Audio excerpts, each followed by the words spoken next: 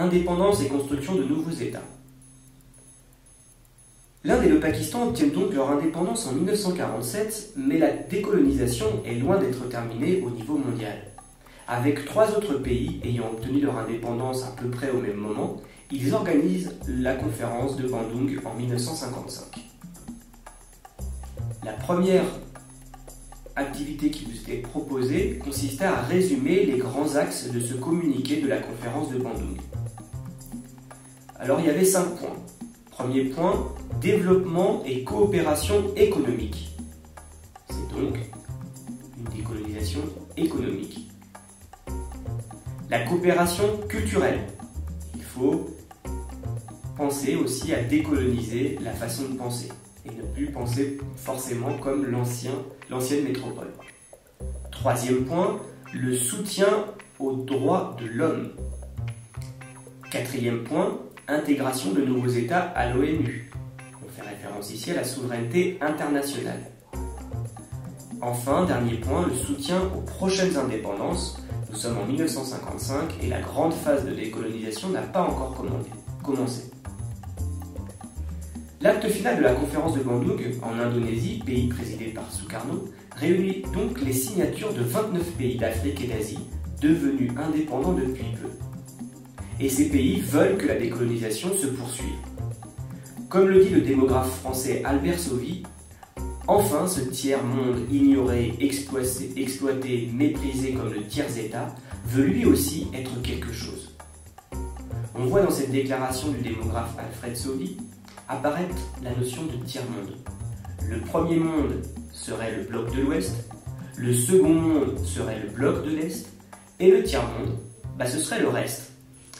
De nombreux États obtiennent donc leur indépendance et entrent à l'ONU entre 1955 et 1965, en Afrique et en Asie notamment. Néanmoins, comme l'avait déjà dit Nehru pour son pays, être indépendant ne signifie pas être décolonisé. Il faut relever le défi du développement pour ne plus être dépendant économiquement de l'ancienne métropole, par exemple, et relever le défi de la guerre froide, c'est-à-dire ne pas sortir d'une situation coloniale pour devenir dépendant d'un des deux géants, qui se sont alors lancés dans une course au territoire, qui oblige chaque nouvel État à choisir un camp.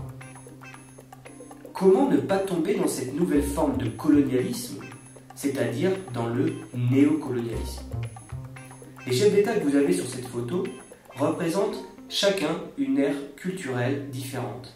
Vous avez l'Indien Nehru pour le sous-continent indien, le Ghanéen Nkrumah pour l'Afrique subsaharienne, l'Arabe Nasser pour le monde arabe, l'Indonésien Sukarno pour l'Asie du Sud-Est et le Yougoslave Tito pour l'Europe balkanique.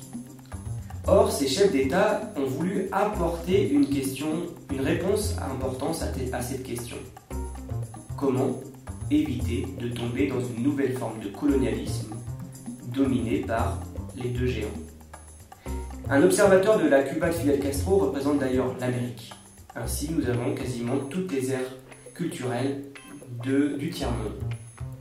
Ces chefs d'État vont se réunir en 1961 à Belgrade. Et quelles solutions vont-ils apporter?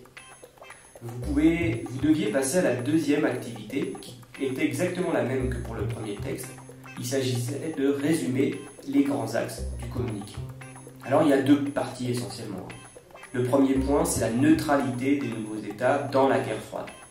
Et le deuxième point, c'est le soutien aux indépendances. Un processus qui n'est toujours pas terminé en 1961.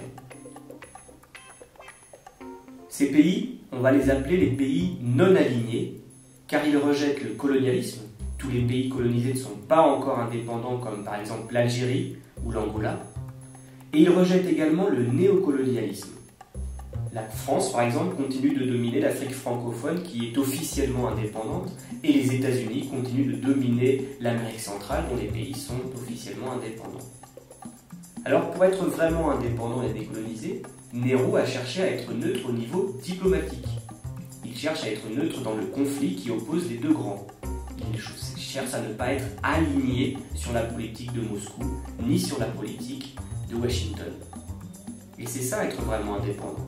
Il va donc essayer de développer l'armement nucléaire et en 1974, l'Inde obtiendra effectivement la bombe nucléaire. Mais être non aligné sur Moscou et non aligné sur Washington, c'est aussi une tactique économique, puisque ça va permettre à l'Inde de jouer sur la concurrence entre les deux géants pour obtenir davantage pour le développement et la modernisation économique de son pays. Ainsi, la révolution verte, c'est-à-dire le fait de payer la construction de barrages pour irriguer les vallées fluviales, l'utilisation d'engrais et la sélection de céréales à haut rendement, cette révolution verte va être financée en partie par les deux grands qui sont en pleine course au territoire. L'aide américaine, par exemple, va s'élever à 450 millions de dollars par an pour l'Inde et l'URSS et les pays communistes vont apporter environ 500 millions de dollars lors du dernier plan. Et il n'y a pas que Nehru qui va mettre en place ces tactiques qui permettent de jouer sur la concurrence entre les deux grands. Le chef d'État égyptien, Nasser, a fait de même en Égypte pour financer la construction de son barrage d'Assouan. Il va bénéficier d'une aide financière et technique des États-Unis au départ, puis après son refus, il va décider de nationaliser le canal de Suez en 1956. Le chef d'État ghanéen Nkrumah va faire de même, et comme Washington va lui refuser toute aide, il va se rapprocher de Washington, ce que va faire également Nasser. Et ce que va faire également Castro, qui refuse le statut de néocolonie états-unienne de Cuba en 1959 et qui va se rapprocher de Moscou tout en adoptant toujours une politique internationale personnelle. A l'inverse, Tito, qui était lui communiste, décide de rompre avec Moscou car il ne veut plus obéir à personne.